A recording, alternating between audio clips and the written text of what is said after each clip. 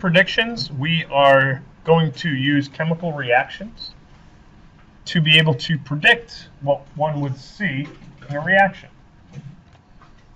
We should be able to compare the products and reactants to see what will happen in the course of a chemical reaction. We should be able to write a chemical equation based on an observed reaction, and we should understand the difference between a physical and a chemical change. I know, but it should be a chemical change. Sorry about that. So let's consider the following of these reactions. And then if we didn't understand a little bit earlier, this should help us clear everything up. So let's consider reaction 1. You guys write reaction 1. You don't have to write the rest just yet. So just write reaction 1 right now, and we'll pick up in just a second. So moving forward, KNO3 solid forming KNO3 aqueous. So when a solid goes from solid, when a substance goes from solid to an aqueous solution, we call that dissolving. Just like how when you put your sugar in your coffee, it appears to go away. You don't see the sugar anymore, but it's still there. And the evidence of that is, it tastes sweet. Same thing with salt.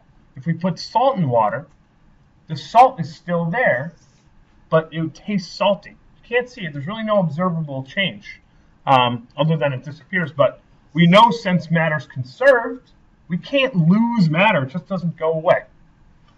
It's in solution. Okay? As we just said in the previous activity, when I showed you guys the salt water solution that dissolved, when we let the water evaporate, it left the salt crystals as they came out of solution. So moving on, we start this reaction with a solid, and we end with an aqueous solution. Those are the key things that we recognize when something's dissolving. Okay.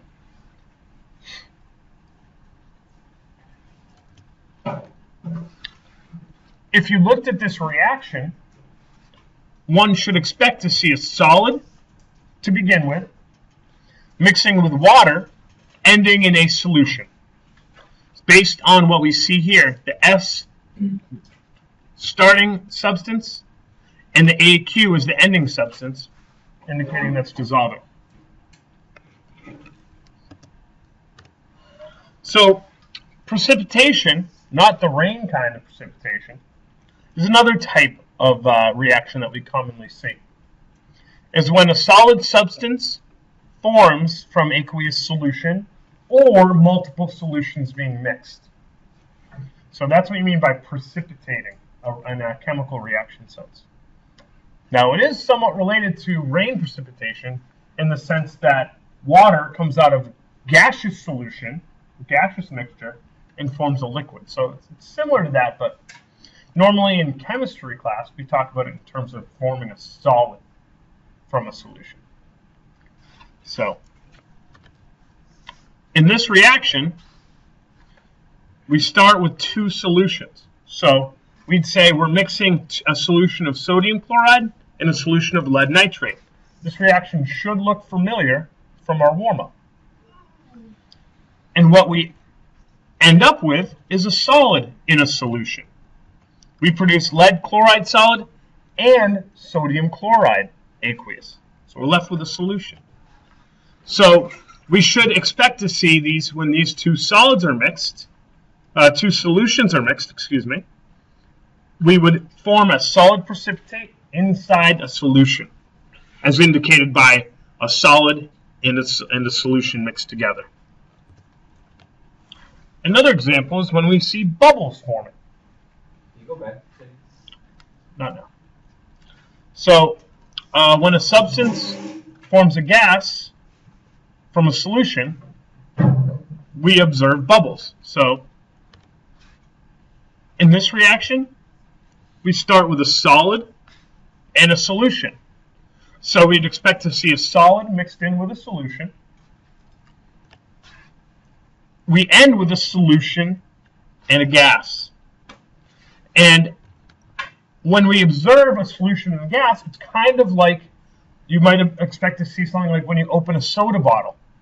You see bubbles forming in the solution. So and that's indicated by the formation of the solution in a gas. So that's why we see bubbles. So what do you guys think we'd see in this first reaction here? Let's take a look. So we have calcium nitrate solution reacting with sodium phosphate solution. We make sodium nitrate solution and calcium phosphate solid. Which one would that be? Oscar? Precipitation. We see a solid produced from mixing solutions. All right? How about this second one? We have acetic acid, which is the name for vinegar, and sodium bicarbonate, which is the scientific name for baking soda. We're forming sodium acetate solution, water, and carbon dioxide gas. So what would you guys expect to see there? What's that? Bubbles, right? Because we're forming a gas right there. Last one, copper sulfate. Hold on. Copper sulfate forming solid, forming an aqueous solution. That's dissolving. So, good. Here are the objectives, guys. Hold on. Hold on. We still have like 4 minutes left of class, or 3 minutes.